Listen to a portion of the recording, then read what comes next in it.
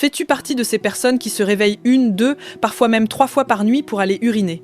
Si oui, je veux que tu restes absolument concentré jusqu'à la fin de cette vidéo, car ce que tu vas découvrir aujourd'hui pourrait littéralement transformer la qualité de ton sommeil et, par conséquent, l'ensemble de ta santé et ton niveau d'énergie diurne. Je suis le Dr Marie, médecin généraliste et coach spécialisé, et je veux t'expliquer quelque chose que beaucoup trop de gens ignorent ou banalisent.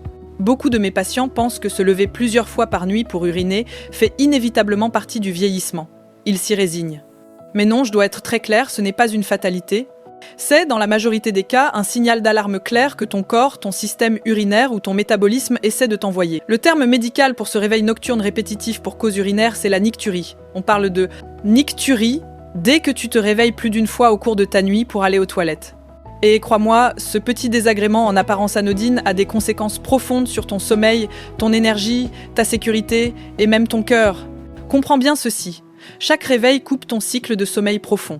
Ce cycle que l'on appelle sommeil paradoxal ou sommeil à ondes lentes est le moment où la magie de la réparation opère. C'est là que ton corps se régénère au niveau cellulaire. C'est là qu'il produit des hormones essentielles comme la mélatonine, régulateur de ton horloge biologique, et l'hormone de croissance, cruciale pour la réparation musculaire, la densité osseuse et la gestion de ton poids. De plus, c'est pendant ce sommeil profond que ton cerveau nettoie activement les toxines, les déchets métaboliques accumulés pendant la journée grâce à un système appelé glymphatique. Quand ces cycles sont interrompus, toute cette machinerie se dérègle. Les conséquences sont mesurables et graves.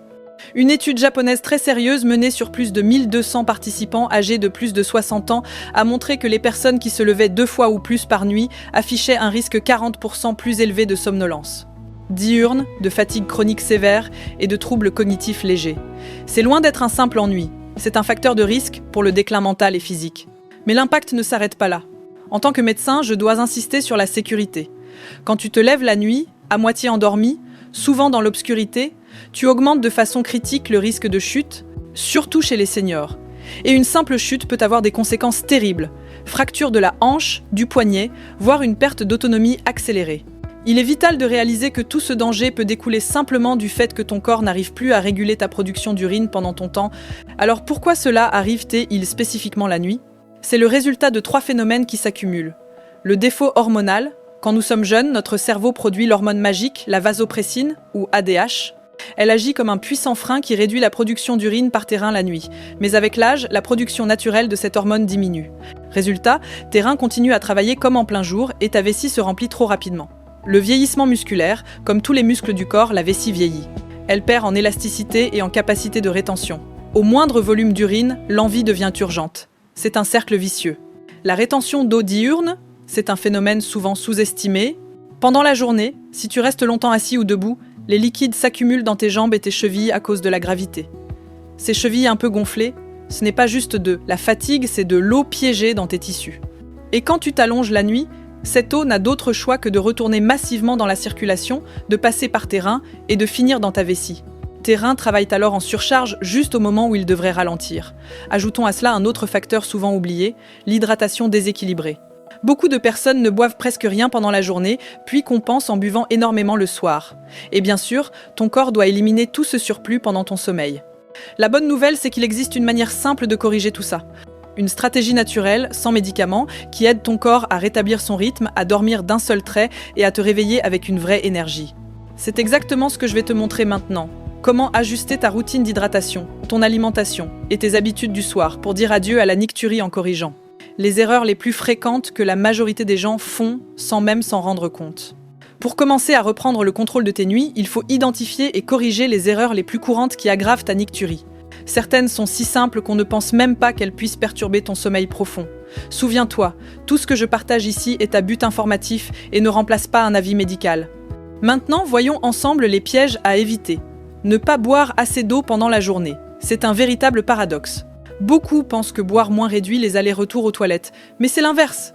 Quand ton corps manque d'eau, ton urine devient beaucoup plus concentrée, plus acide, et cela irrite la paroi de ta vessie. Résultat, elle se contracte plus souvent, te donnant une envie urgente d'uriner, même quand elle n'est pas pleine. Une étude de l'université de Linköping en Suède a montré que les personnes buvant moins d'un 5 litres d'eau par jour présentaient 30% de risque supplémentaire de nicturie nocturne, simplement parce que leur urine était trop concentrée. L'urine très jaune est un irritant vésical. Donc, paradoxalement, boire suffisamment d'eau dans la journée t'aide à mieux dormir la nuit en diluant tes urines. Erreur dièse 2. Croire que le problème vient d'une petite vessie. C'est le mythe le plus répandu. En réalité, dans la majorité des cas, ce n'est pas la taille de ta vessie qui est en cause, mais la surproduction d'urine par tes reins pendant la nuit. Ta vessie est bien capable de contenir 400 à 500 ml, mais si tes reins lui en envoient 800 ml en l'espace de 4 heures, tu te réveilleras forcément. Cette surproduction est liée à des habitudes de vie, hydratation, sel, posture, et à la régulation hormonale que nous pouvons influencer. Erreur dièse 3. Consommer de la caféine ou de l'alcool le soir. Ah oui, je sais. Le petit verre de vin pour se détendre ou le café tardif pour rester concentré. Mais physiologiquement, c'est un désastre pour ton sommeil. L'alcool est un puissant inhibiteur de l'hormone ADH, vasopressine, dont nous avons besoin. Il empêche le frein nocturne de s'enclencher. Résultat, ton corps produit plus d'urine, ton sommeil devient plus léger et tu te réveilles plusieurs fois. La caféine, c'est encore pire. C'est à la fois un puissant stimulant nerveux et un diurétique naturel. Elle agit sur tes reins pour augmenter le débit urinaire. Des études ont montré que la caféine reste active jusqu'à 6 heures après ingestion. Donc, même si tu dors, ton système vasculaire et nerveux continue de subir cette stimulation, perturbant la réparation nocturne. Erreur dièse 4.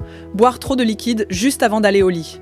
On a tous ce réflexe, prendre ses médicaments avec un grand verre d'eau ou boire une tisane relaxante entière avant de se coucher, mais ce liquide ne disparaît pas en claquant des doigts.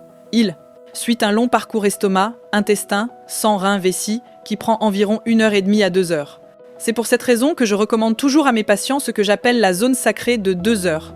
C'est la règle d'or, dans les 2 heures qui précèdent le coucher, tu dois éviter toute boisson, sauf nécessité absolue. Si tu as soif, prends 1 ou 2 gorgées pour humidifier ta bouche, pas plus, c'est l'un des ajustements les plus efficaces que tu puisses faire. Erreur dièse 5, l'excès de sel-sodium dans ton alimentation. C'est un facteur souvent oublié mais majeur. L'excès de sodium dans ton alimentation plat préparé, charcuterie, soupe industrielle, sauce toute prête favorise la rétention d'eau pendant la journée. Le soir, quand tu es allongé, ton corps cherche à éliminer cet excès de sel et d'eau en produisant un surplus d'urine. Donc, réduire ta consommation de sel, surtout au dîner, c'est aussi réduire les réveils nocturnes. C'est un ajustement alimentaire simple qui a un effet direct sur ton cycle hydrique. Mais attention, tout ne repose pas sur ce que tu bois. Il y a aussi ce que tu fais avant de te coucher. On a parlé du problème de l'eau piégée dans tes jambes, la rétention diurne. C'est là qu'intervient une stratégie très simple de posture mais redoutablement efficace que peu de gens connaissent. Nous allons voir comment ajuster ta routine du soir pour que ton corps évacue naturellement le surplus de liquide avant que tu ne t'endormes. Nous allons maintenant mettre en place le plan d'action. Pour retrouver un sommeil continu et dire adieu à la nicturie, nous allons nous appuyer sur 4 piliers naturels et simples que tu peux commencer dès ce soir. Pilier dièse 1, l'hydratation intelligente, le timing est tout. La règle du 70/30, la majorité de ta consommation doit se faire avant 16 heures. Vise à boire 70 à 80% de ton eau quotidienne dans la première partie de la journée. Cela donne à tes reins le temps d'éliminer l'excès bien avant l'heure du coucher. Le grand verre du matin, dès ton réveil, bois un grand verre d'eau. C'est essentiel pour relancer ton métabolisme et diluer l'urine. Après 6 heures, ralentis progressivement. Bois plus lentement, en plus petite quantité. Le geste final respecte rigoureusement la zone sacrée de 2 heures, aucun liquide et surtout juste avant de te coucher va vider complètement ta vessie. Ce geste anodin permet d'éviter que la moindre accumulation d'urine ne te réveille au milieu de la nuit. Pilier dièse 2, la gestion du sel, de la chaleur et des irritants, l'environnement physique, réduction du sodium. Le dîner doit être pauvre en sodium pour minimiser le travail des reins la nuit. Limite les aliments ultra transformés et le sel ajouté. Évitez les irritants vésicaux. Fais attention aux plats trop épicés, piment, poivre, aux agrumes et aux aliments acides tard le soir. Ils peuvent irriter la paroi de la vessie.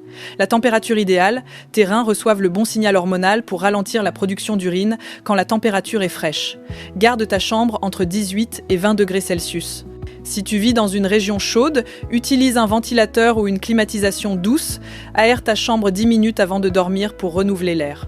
C'est un excellent moyen d'activer la mélatonine et la détente vasculaire. Matériaux respirants, utilise des draps et un pyjama en coton ou en lin.